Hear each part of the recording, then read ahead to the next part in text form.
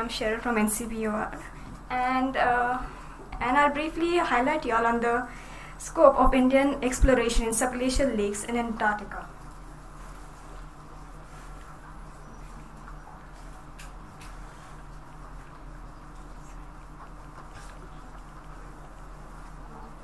Okay.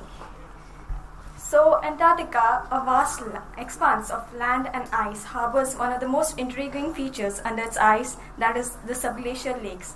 And these form a part of the basal hydrological system and conceal unique viable life and possibly long climate records. And further on, there are around 400 subglacial lakes that have been recently discovered, and most are clustered in the Dome Sea Vostok region of East Antarctica, where we have our two stations in East Antarctica. There is the Maitri station and the Bharti station. And further on, these provide a lot of scope for subglacial hydrology, biological and geochemical studies. So some of the main questions that have risen regarding the subglacial lakes, that is the first one, the sustainability of life in these extreme environments. Do they really support viable microbial ecosystems? And also they could be possibly analogs to extraterrestrial environments, such as the southern ice cap of the Martian planet and one of the icy moons of Jupiter, that is Europa. They may also contain long climate records which may predate glaciation on the continent, and also the subglacial ice dynamics and the hydrology may affect the mass balance and possibly collapse of the ice sheets, and in turn impact the global sea level rise. So there are the scientific community on Antarctic research, that is the Subglacial Antarctic Lake Exploration, or the SaGHAA, and the US National Academy's report on environmental stewardship of subglacial aquatic environments, and the SaGHAA's code of conduct. These bodies and reports, they provide guidance to the scientific community with regards to access and conducting research in these pristine environments. So further on, some of the major international projects that are currently, that is the first three are the major ones, that is the Vostok Lake project, the Lake Ellsworth and the Lake Williams, which are currently major projects being carried out in Antarctica. And further on, we have also Lake Mercer and Lake Hodgson, which have recently provided quite valuable information with regard to subglacial lakes. So the exploration in these environments calls for technological advancements, and these lakes are usually mapped using the radio eco sounding, the satellite altimetry and aerogeophysical surveys.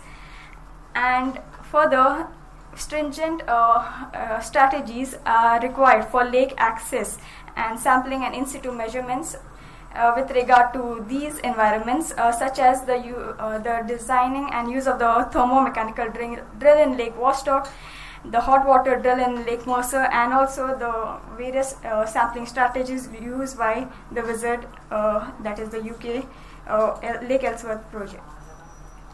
Further on, for to use non-contaminating technologies for sampling and in situ measurements have been developed, such as the Lake Ellsworth probe and the Lake Vostok probe. And but these are just prototypes which haven't been used yet in the lakes. And the collection of these different samples, such as the sediments, the water, the ice, and their analysis for various microbiology, geochemistry, hydrochemistry, these will in turn provide information and data which can be used to design conceptual models, and in turn infer those three questions aspects with regards to the evidence of life in lakes, the chemical process that operate, and the past climate history. So coming now to the Indian scope of exploration in Antarctica, we can say that India has considerable scope with regards since the recent discovery of subglacial systems in the eastern Droning Moorland and the Princess Elizabeth Land. And so we don't have a subglacial program at the moment, but to initiate it we need to conduct preliminary studies. And so we can do that by studying the retreating ice sheet margins of the glacier, where there are considerable number of former subglacial lakes that are currently being exposed following the deglaciation during the late Holocene, and these have left perennially ice-covered lakes, or lakes that are ice-covered year-round. And so the study of these lakes can yield information on their late-stage development as perennially ice-covered lakes and the earlier phases when they were subglacial, deposited under subglacial settings. An example, just to give you, is the Progress Lake in the Lasman Hills, which sediments, the cores showed evidence since it was seasonally ice-free during the last interglacial.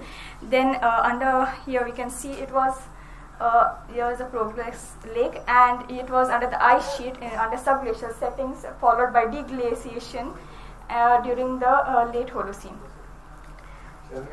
Yes, sir. So so these provide low-cost opportunities and allow some of the major hypotheses to be analyzed more easily. So to conclude, there's a wide scope for collaboration program for exploration in subglacial lakes, and preliminary studies will provide background information. And India needs to initiate a multi-institution and multidisciplinary subglacial exploration program, and thus fill in the knowledge gaps of the Antarctic cryosphere. Thank you to all.